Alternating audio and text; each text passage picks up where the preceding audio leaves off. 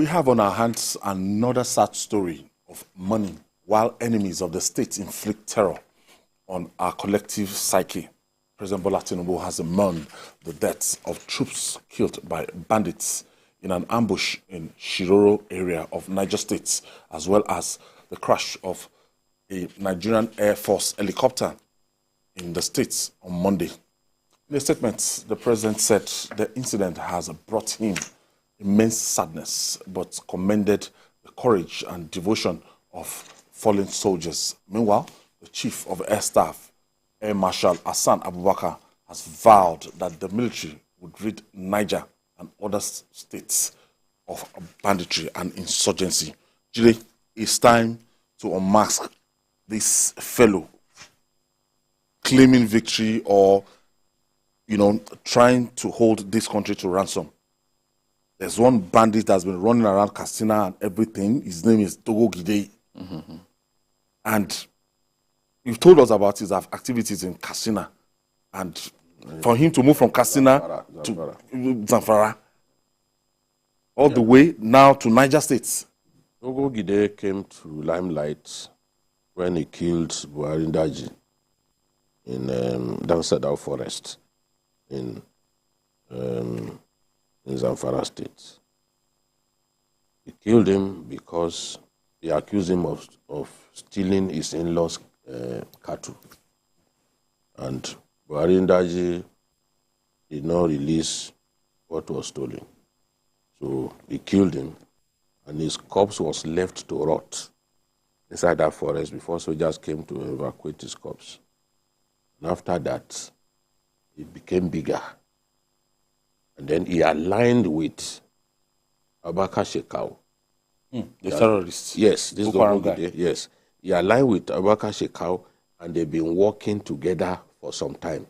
The kidnap of the Kagara government secondary school, Kagara students, the school that Senator Shehu Sani passed out from, was masterminded by Dogo Gide, working for Shekau. The kidnap of those women who went for a funeral, maybe you remember, went for a funeral and they were kidnapped. In that same Rafi local government, Kagara axis in Niger State, was also by Dogo Gide. In fact, when Dogo Gide was talking in one of the videos, he paid tribute to Abubakar Shekau. And that was why I said that Shekau was spreading his tentacles beyond the Northeast. One presidential spokesman was abusing me on social media. Today, the rest is history. People can see that Dogo Gide is now fully a terrorist. Because Shekau published pictures of his men inside Niger State. That was during the last Salah that he celebrated before his death. People don't know some of these things.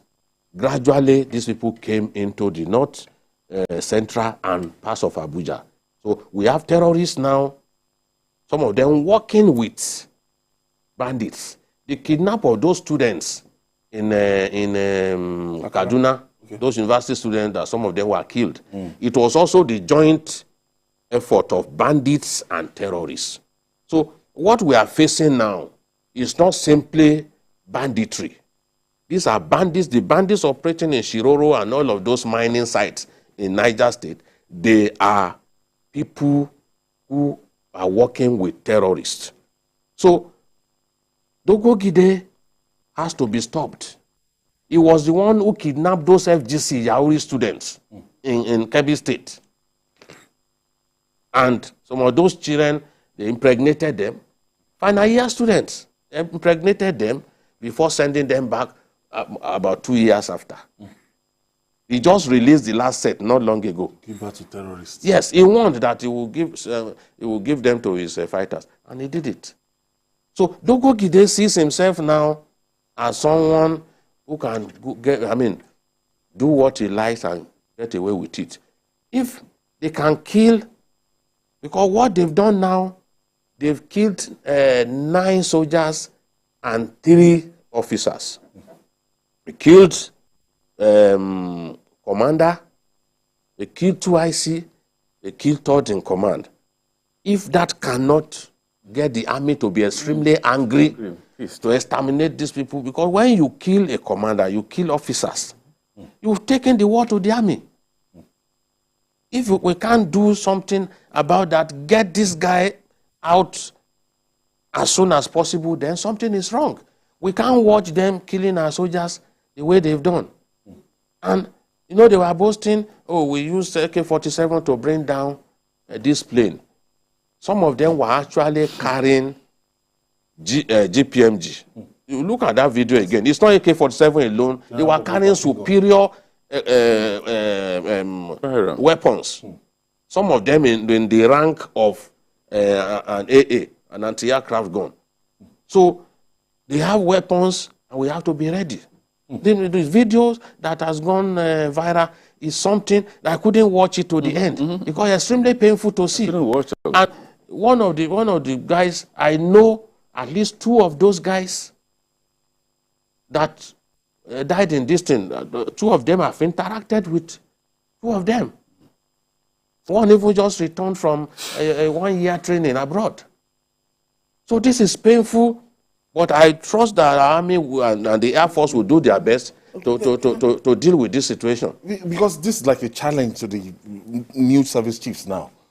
If one man can be holding the country to ransom, if he's claiming, you know, and Dogo Gire, that name has been ringing, has been, you know, they've been looking for him for a while now, or whatever it is. At least 4 years now.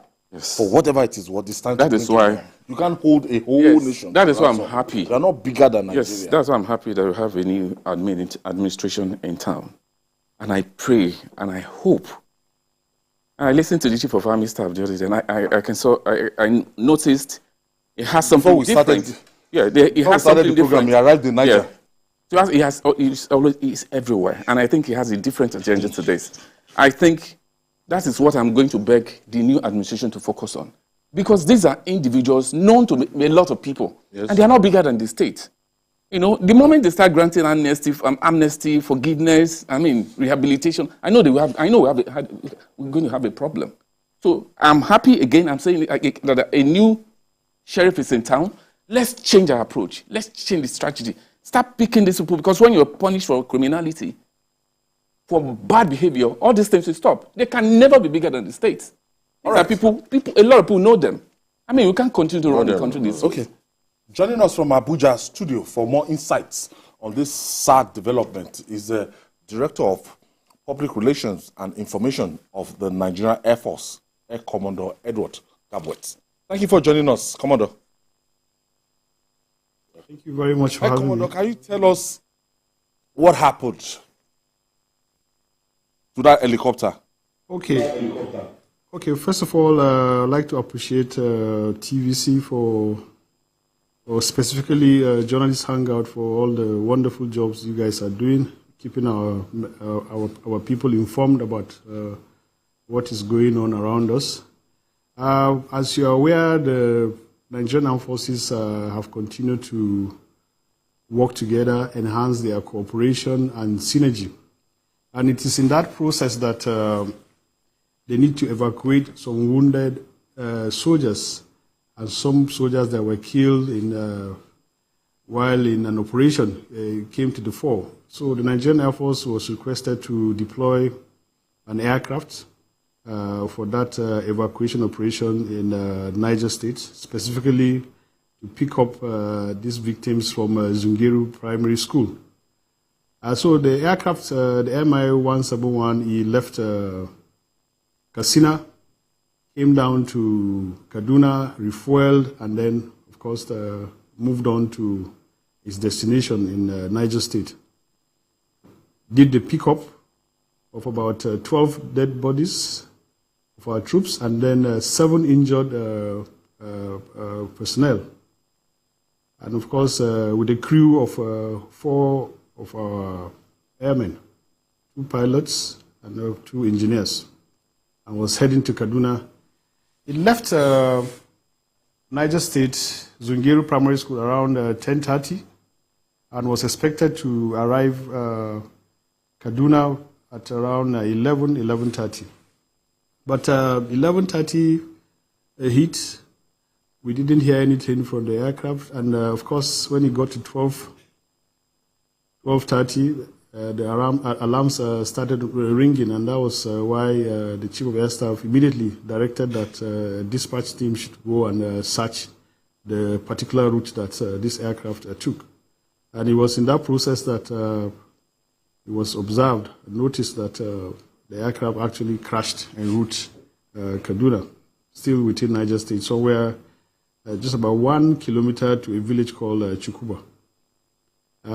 So immediately, a team was dispatched to go and locate the site and see whether we have some survivors. As I speak with you, the team is just almost arriving at that particular site because it's a very difficult terrain.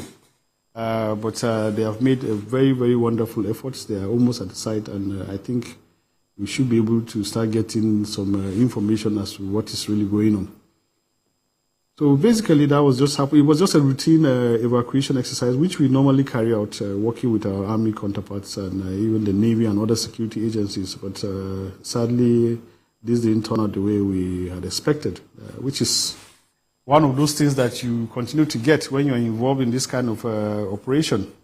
Once you're facing this kind of enemies, the likelihood of some of these accidents occurring are just going to be there. We can't run away from that. You hit them 10 times, they attempt to hit you several times, they get you once or twice. That's the way it goes. And this is a pointer to the fact that we must all rally around ourselves and speak with one voice and support the armed forces rather than continue to, help these terrorists spread their acts on social media and all of that. So I think the president has shown the way, as a matter of fact, yesterday.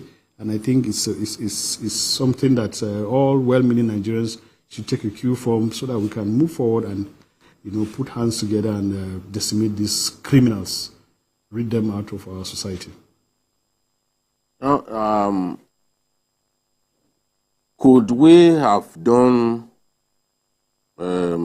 something to stop the attack on the aircraft? I mean, for example, when you are going on this kind of mission to evacuate wounded soldiers or do interdiction, do you sometimes consider accompanying that air ambulance with maybe a fighter jet to give it some air cover? Is this something that the Air Force sometimes do, given that this aircraft was not fitted with guns and all that? Yes, of course, you're talking about maybe armed escorts and all of that. But you consider that kind of a scenario based on the environment you're operating upon. And of course, you have to look at so many other indices. For instance, you're talking about an aircraft that was probably flying at about 5,000 feet, because from the point of pickup of these colleagues of ours that lost their lives and they injured, to the point of that accident scene, we're talking about 90 kilometers. So an aircraft taking off from a particular point and traveling for 90 kilometers, you can imagine that it should be flying at a height of about 5,000 feet. So when you now factor in all of these things, then you have to also consider what kind of weapons can have a very massive effect on that particular aircraft. So, and what kind of weapons would the enemy be having? And let's be very, very honest.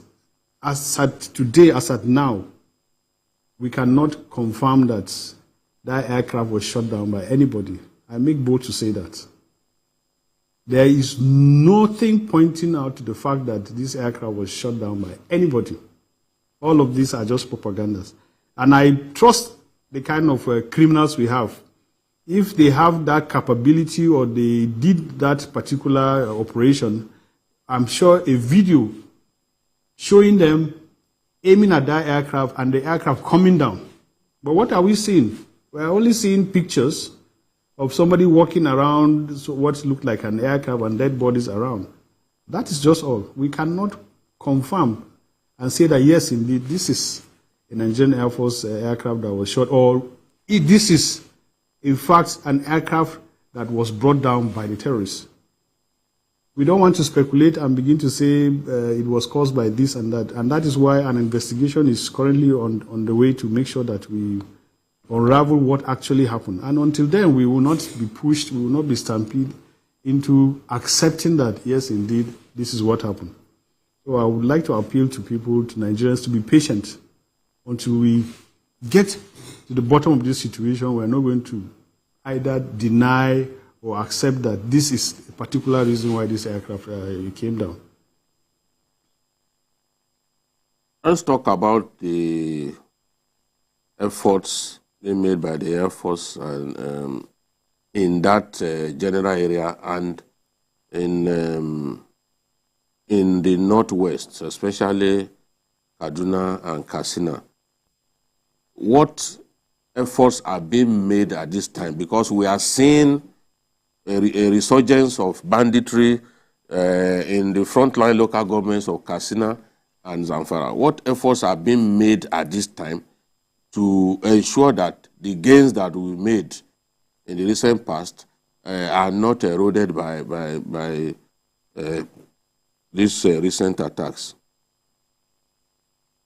Well, to be honest with you, until this incident happened, you all agree with me that we've had a semblance of peace in most of these states, from Katsina to Zamfara and even Niger State itself.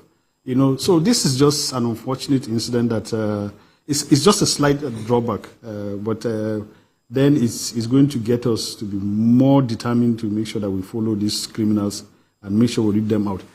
A lot of efforts remains ongoing with all the security agencies. Everybody is working day and night, and we are happy that the locals are beginning to realize that they have to be a key source of our intelligence. And we're happy that they are doing that. And the state governments too are also working with us to make sure that we completely, I'm sure you may recall that a news was being circulated about 2 or 3 weeks ago that some of these bandits were heard discussing the need for them to approach the government for a reconciliation or for a settlement. This we have confirmed to be facts. And why are they doing that? It's because the firepower of the Nigerian Air Force and other security agencies is getting to them, and they are believing that if it continues, of course, it's going to be a matter of days or weeks before they are completely eliminated on the face of the earth. So a lot is ongoing, and with the platforms we have received and more that we're expecting, I think Nigerians should just sit back and watch and see what will happen in the next weeks or days to come. Because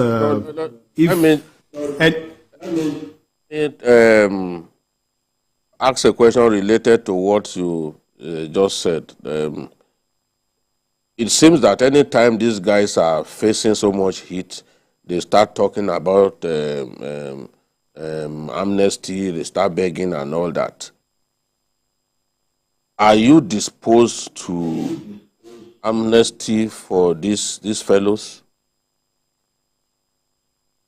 Well, that is not our responsibility.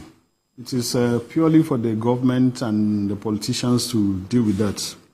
Our own is purely kinetic. And we have continued to say this. The Chief of Defense Staff has said this. The Chief of Air Staff said it yesterday when the governor of Niger State came calling, that kinetic operations can take care of only 20 to 30% of this problem we're having.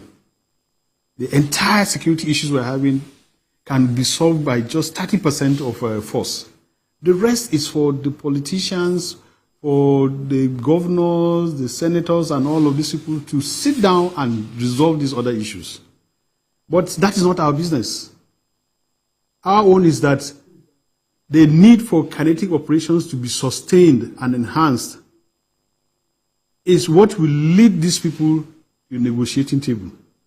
So we will allow them to continue to deal with that aspect, but our operations are going to continue unabated, and I tell you, what has happened is going to be a ginger. it's going to be a motivation for us to make sure that we go after these people full force this time. Nobody's going to take any excuse for anything.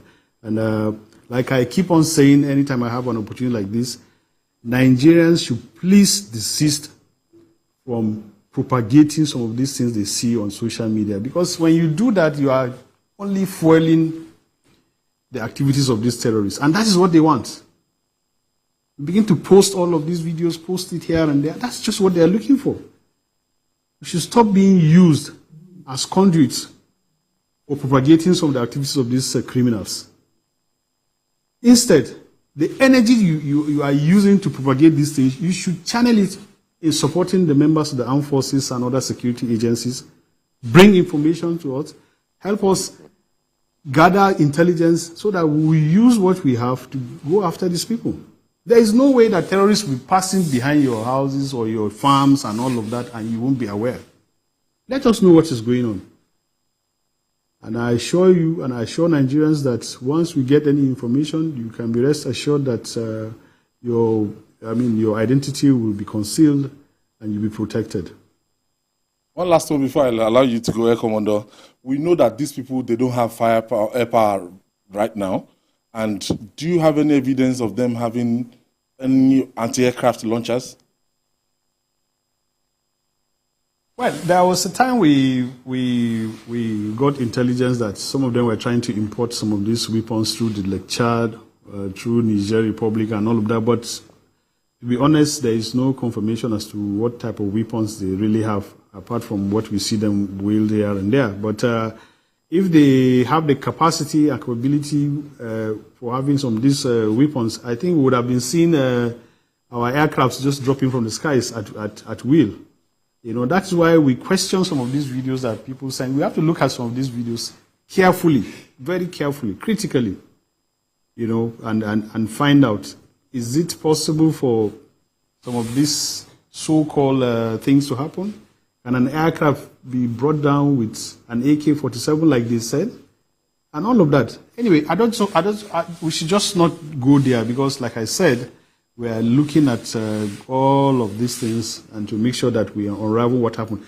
Let me also state here that the need for us to unravel what actually happened is very, very important to the Nigerian Air Force because we must find out and take lessons from this incident because it is these lessons now that will enable us to make sure that we take all the necessary precautions and see how we can move forward and make sure that these criminals that mean nothing for all Nigerians, they have no good intentions for anybody in this country.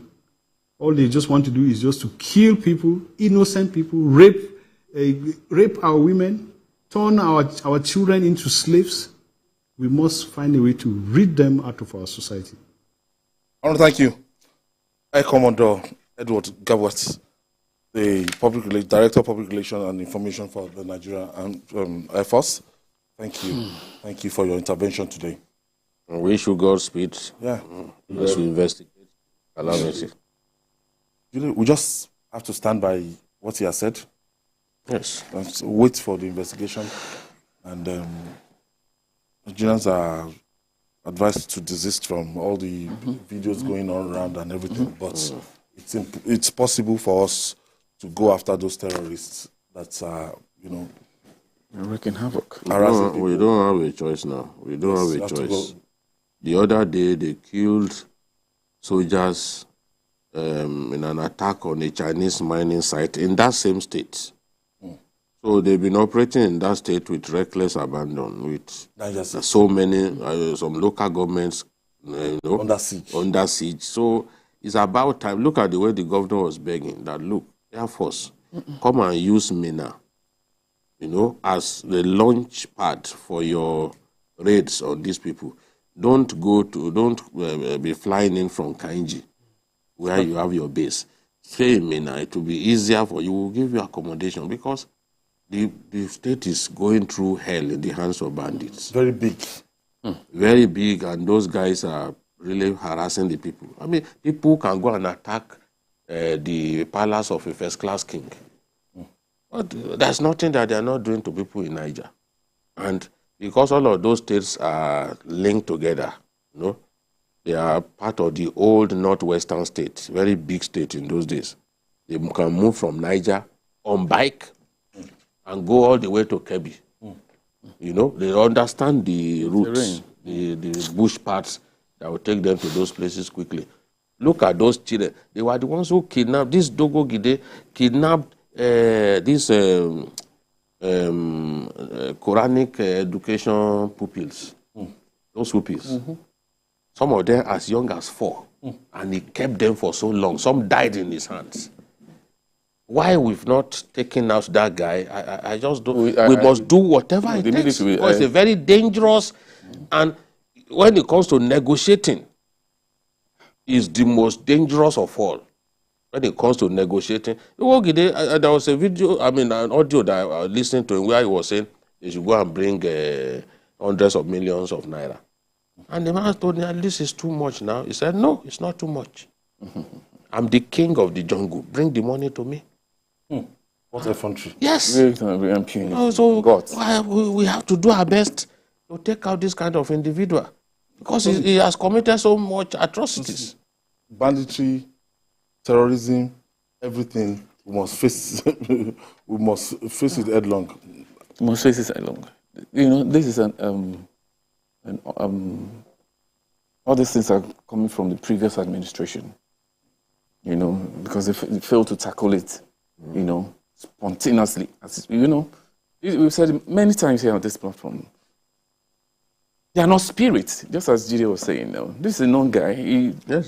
They know him, and he's like the king of the jungle now, taking over. Yeah, people he's calling himself king of the jungle, like another god. You know, so I believe it's high time. You know, government stand and tell him that enough is enough. You can't continue to run the country. I mean, the governor was almost. I saw the governor and the chief of army staff. Was it chief of the air staff? Yeah, air staff. I mean, the governor was practically begging because it shows that he's in a dire situation. It's time. It's time. It's doable. It's doable. I know we have the will now. I know we have the will now to do it. I know we have the will now. Something tells me the will to do it. We have it now. But this is not the first time they will kill. I've seen them kill 18 soldiers in one day. It has to stop. In Shimfida. When you do that, you demoralize the boy who killed them, the bandit leader who killed them, his name is Dangote, is still alive. He's still alive. The big bandit leaders, they are still walking around free. Come on. What unfortunate. It's about time. All right, we have to leave it there. Tony Waji, nice seeing you. Thank you so much. Thank you so much for your contribution. Thank you so much. And the master himself, Babajide Kolade Otitoju. Thank you for another episode. Thank you. And that's our offering today. Join us tomorrow for another episode of the program. You can watch the repeat broadcast tonight at 11. Join us every Sunday for Journalist Hangout on Sunday from 1:30 to 3:30 p.m. We're on YouTube, youtube.com/TVC News Nigeria. I'm Ayodele Ozuba. I'll see you tomorrow.